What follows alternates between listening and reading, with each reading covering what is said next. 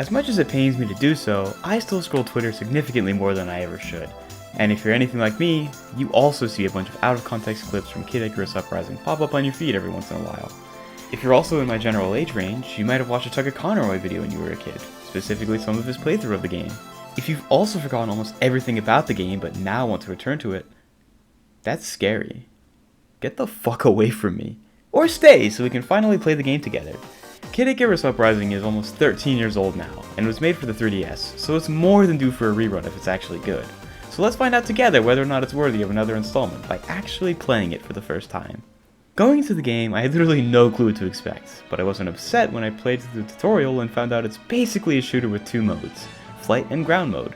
Let's start with flight mode. Because the whole point of this game is that we're Icarus, someone who notoriously has to be granted the power of flight, we're only stuck in this mode for about 5 minutes a level, which is a real shame because this shit is fun as fuck. With the analog stick, we can move around the screen, and with our stylus, or finger if you're ghetto, we can aim and shoot at enemies. On top of that, there's some special attacks we can use, and the ability to melee is always available in this mode. One thing that should be noted is that we don't control where we're going in this mode, but I think that was actually kind of the perfect decision. Despite being a 3DS game, the creators of this game knew how to fit a cool looking cinematic in, and we see that from the very first level of the game till the very end. Ultimately, flight mode is a little simple, but it's really fun gameplay wise, and it lets them do a lot of cool things graphically. But where's the funny dialogue between Pit and Palutena? It's on the other screen, bozo. You'll hear me talk a lot about the fact that this is a 3DS game in this video, because in some ways it hurts the game, and in others it takes the game to another level. This is one example of the latter. The entire time you're playing this game, Pit is talking with Palutena on the bottom screen.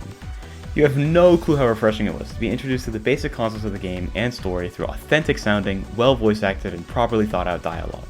We're introduced to the core of our mission of taking down Medusa, the queen of the underworld, through our characters having actually interesting conversational dynamics that characterize Pit's subservience to, but trust in, Palutena. I'm sensing treasure somewhere to your left. How do you know that?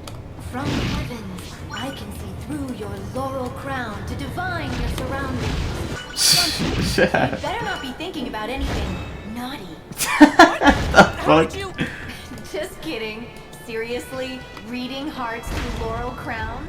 The way it's presented through 2D graphics on the bottom screen allows for some of the funniest conversations I've heard in games, period, and I just don't think that would have been possible without the second screen. But to defeat Medusa in the way that's described in the excellent dialogue, we have to take our skills to the ground, which is unfortunately where my praise for the game halts a little bit. I think I know exactly what they were going for with this, and it's really cool conceptually. They were trying for a third-person hack-and-slash game with 3 axes of movement. One for regular movement, one for camera movement, and one for aiming around on the screen. They were going for full third-person movement, but with the Wii remote. Unfortunately, in the same way that the Wii never quite got to the described promised land, the 3DS just doesn't allow for what's being described either. They tried to make it so that, using the stylus, you can move both the camera and shoot at the enemies on it at the same time. Unfortunately, moving the camera just doesn't work that well. The movement of this game ended up increasing the difficulty more than any difficulty slider could ever induce, which ends up being really frustrating. I think the most poignant example of this is Pandora's Labyrinth. I love how this level looks. It completely changes the vibe of the game in the snap of a finger, and the fake outs and puzzles work really well in the flying section. But when we got boots on the ground, I started yelling louder than I do at 3 AM when my parents are trying to sleep because I died more times with the platforming than I did to the enemies. But I would be lying if I said this wasn't still pretty fun, especially in the boss fights, of which they've managed to make more than 25 unique and fun ones. They also decided to create a bunch of weapons with varying degrees of strength and with different features. Experimenting around with buying weapons from the shop, fusing weapons, and finding them in the levels almost made me forget how hard it was to move and look around.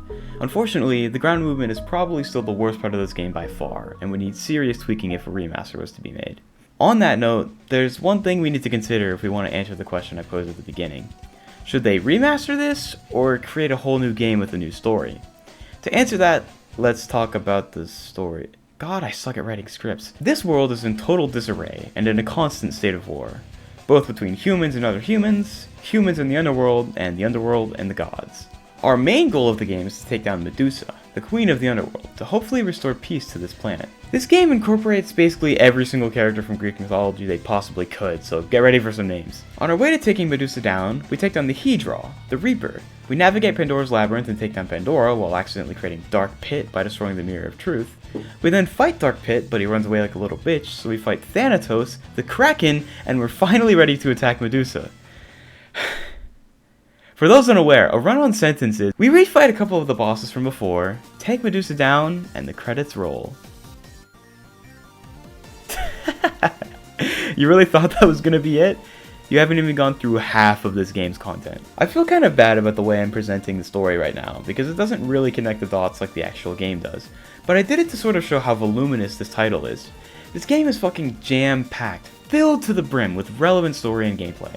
Thank the amazing dialogue system constantly feeding us information for that, so tackling all the nuance in the space of a video this length just isn't even worth attempting.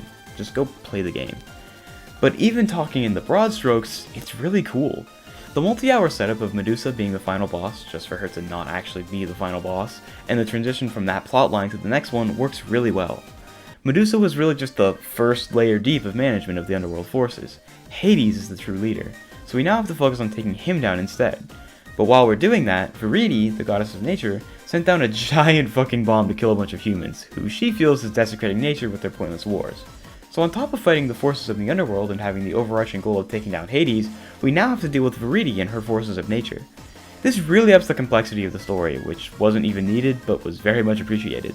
We fight her minion Kragolanch, take down her bomb creation plant, fend off her minion Arlon, and take down her top commander Phosphora. We can now finally fight Hades. Wait, what are those? Space Invaders time! This game has already had two pretty major twists, but this one was pretty astonishing and really cool.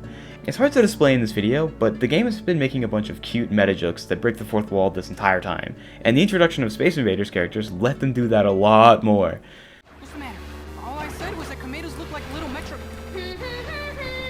I can't hear you! Hey, what's your problem? This game universe and that game universe have nothing to do with each other. So don't go around spreading rumors. The amount of times they got to reference that they were in a video game was kind of astonishing. This particular plotline also had us teaming up with Hades and Viridi. How often do you get to team up with every single antagonist in a game you play? To say they were on the right track is just kind of an understatement at this point. But the plot twists just don't fucking stop. After we stop the alien invasion, we're suddenly condensed into a ring who possesses whoever is wearing it. So we take control of a small child, a dog, and finally a human to defeat ourselves? Then we start taking orders from Viridi to take down Palutena? Apparently 3 years have passed, and a being possessed her to make her evil. As I was playing it, I was having a really hard time deciding between this being all way too much or just fucking amazing writing, but now I can pretty confidently say that I lean towards it just being really good. This game had me partially convinced 9 levels in, each level was 20 minutes by the way, that the game was about to conclude. 10 full levels later, I'm still baffled by what the fuck I'm about to learn. Rarely do I get to experience something to that effect in games, and they've just really got something happening here. For the rest of the game though, the path becomes fairly linear. Just kidding, Hades eats us! Okay, now the rest of the game is linear, and it feels so fucking good.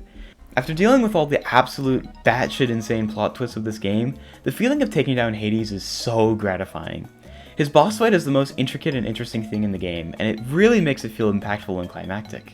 The way I felt after the credits started rolling is one of the main reasons I would say this game needs a remaster rather than a new game. Whether they like it or not, the writers of this series will probably run out of decently well-known creatures from Greek mythology pretty soon, and they somehow exhausted 5 stories worth of ideas into this game alone, so I just don't see where another installment fits into this equation. Don't get me wrong, I would absolutely prefer for another game of this caliber, and I think that decision should be made up to the writers and their confidence in the volume of the things they can create in the future. But on a more realistic note, I would be more than content with a remaster given the circumstances. It also helps that this game is very replayable. This game has tons of achievements, a difficulty slider that incorporates gambling, and it has some extra multiplayer modes too. If this game was to be remastered in a way that was significantly more accommodating in its approach to the land controls, I think the game would not only be more popular, but also be one of the best games in the entire fucking genre and one of Nintendo's best creations ever. The shortcomings in its gameplay design are easy to overlook in the golden light of an amazing story conveyed in innovative ways with beautiful graphics. If they can keep the charm of the dialogue while fixing the land controls, I'm confident a remaster will be amazing. Thanks for watching.